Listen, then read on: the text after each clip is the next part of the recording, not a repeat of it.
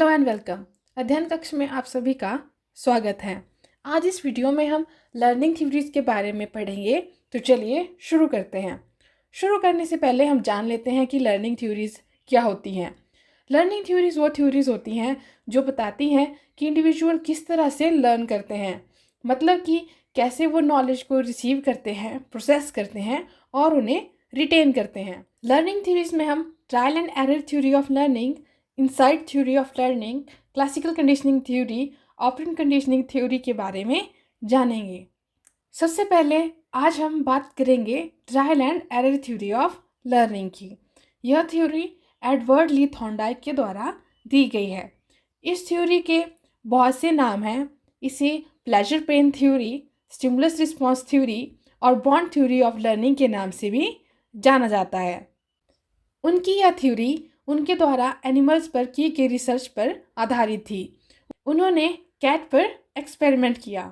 चलिए अब हम उनके एक्सपेरिमेंट के बारे में जान लेते हैं। जैसा कि हमने अभी बात की कि उन्होंने एक बिल्ली पर एक्सपेरिमेंट किया, तो उन्होंने एक भूखी बिल्ली को एक बॉक्स में बंद कर दिया और उसके सामने एक फिश रख दी।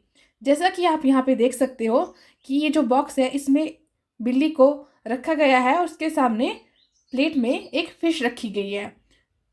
अब बिल्ली भूखी थी तो उसने बाहर आने के लिए कोशिश की ताकि वो उस फिश को खा सके। तो इस कोशिश में बिल्ली ने बहुत से रैंडम मूवमेंट्स थ्रू किए, जैसे कि पंजे मारना, जंप वगैरह, इधर उधर हाथ पैर मारना।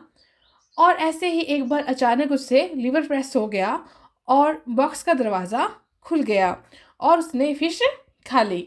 इसी सेम चीज़ को कैट के साथ बार बार रिपीट किया गया, जिससे कि वह बिल्ली बिना कोई रैंडम बिहेवियर शो किए सीधा लीवर को प्रेस करती और फूड खा लेती। बार बार रिपीटेशन से उसने यह सीख लिया कि अगर इसे प्रेस करूँगी तो उसे खाना मिल जाएगा। इस एक्सपेरिमेंट के बेस पर थॉर्नडाइक ने कुछ लॉज ऑफ लर्निंग दिए, primary laws of learning and secondary laws of learning. सबसे पहले हम बात करेंगे प्राइमरी लॉज ऑफ लर्निंग की। प्राइमरी लॉज ऑफ लर्निंग में हम 3 लॉज की बात करेंगे, जो है law of readiness, law of exercise and law of effect. अब हम इनको बारी बारी डिस्कस कर लेते हैं।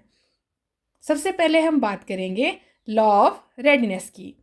लॉ ऑफ रेडीनेस का अर्थ है कि एक स्टूडेंट या लर्नर तभी सीख सकता है जब वो लर्न करने के लिए रेडी हो, क्योंकि जब स्टूडेंट किसी चीज़ को लर्न करने के लिए रेडी होगा तो उसकी लर्निंग ज़्यादा इफ़ेक्टिव होगी, वो ज़्यादा बेहतर तरीके से सीख सकता है। नेक्स्ट हम बात करते हैं लॉ ऑफ एक्सरसाइज की। हम जानते हैं that practice makes man perfect. तो जितना कोई इंडिविजुअल किसी चीज़ की प्रैक्टिस करेगा वो उतना ज़्यादा ही उसे सीखेगा और उसमें और बेहतर बनेगा। इस लॉ के 2 पार्ट्स हैं, law of use and law of disuse. Law of use का मतलब है कि यदि किसी चीज़ को इंडिविजुअल बार बार यूज़ में लाता है या बार बार उस चीज़ को करता है तो उसके साथ उसका बॉन्ड ज़्यादा स्ट्रेंथन हो जाता है और उसको वह नहीं भूलता। लेकिन दूसरी ओर यदि वो उस चीज़ को करना रोक देता है या उसको धीरे धीरे करना बंद कर देता है तो उसके साथ उसका जो कनेक्शन होता है वो वीक हो जाता है और उसको भूलना शुरू कर देता है। नेक्स्ट हम बात करते हैं हमारे नेक्स्ट लॉ की, जो है law of effect. Law of effect का अर्थ है कि यदि लर्निंग को प्लीजेंट फीलिंग के साथ जोड़ा जाता है तो वो ज़्यादा स्ट्रेंथन हो जाती है। मतलब यदि आपके किसी बिहेवियर के पॉजिटिव कॉन्सिक्वेंसेस यानी पॉजिटिव आउटकम निकलेंगी तो उस बिहेवियर का फ्यूचर में रिपीट होने के चांसेस ज़्यादा बढ़ जाते हैं। नेक्स्ट अब हम बात करते हैं सेकेंडरी लॉज ऑफ लर्निंग की।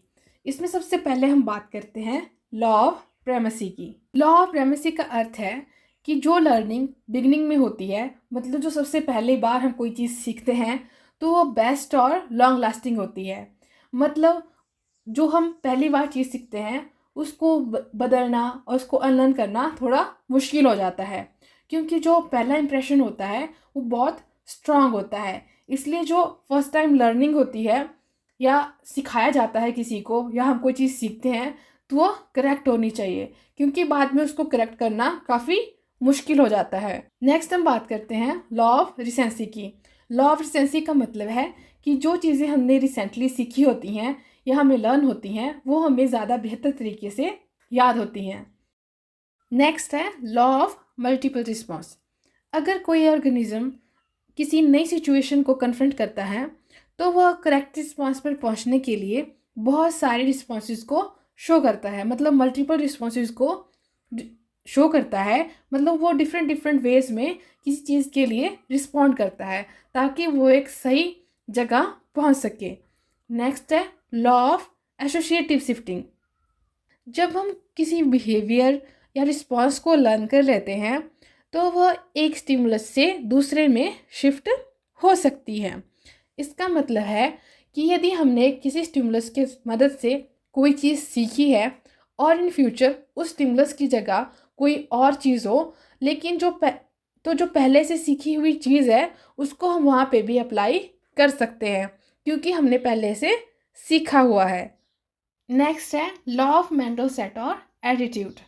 लर्नर उस काम को ज़्यादा बेहतर तरीके से सीख सकते हैं या कर पाते हैं जिनके प्रति उनका मेंटल एटीट्यूड सेट होता है। मतलब यदि उनका किसी चीज़ को लेके पॉजिटिव एटीट्यूड है तो उस चीज़ को ज़्यादा बेहतर तरीके से और ज़्यादा इजीली सीख पाते हैं। तो किसी चीज़ को सीखने के लिए पहले तो लर्नर का उस चीज़ के प्रति एक पॉजिटिव एटीट्यूड या पॉजिटिव माइंडसेट होना चाहिए। नेक्स्ट है law of stimulus. Law of stimulus का अर्थ है कि जितना ज़्यादा स्टिमुलस इंटेंस होगा उतना ही इंटेंस उसका बिहेवियर भी होगा। आई होप कि आपको आज की थ्योरी, जो कि ट्रायल एंड एरर थ्योरी थी, जो कि एडवर्ड ली थॉर्नडाइक के द्वारा दी गई थी, अच्छी से समझ आ गई होंगी और उनके द्वारा जो लॉज ऑफ लर्निंग दिए हुए थे वो भी समझ आ गए होंगे। यदि आपको कुछ डाउट है तो आप कमेंट करके पूछ सकते हो। Thank you.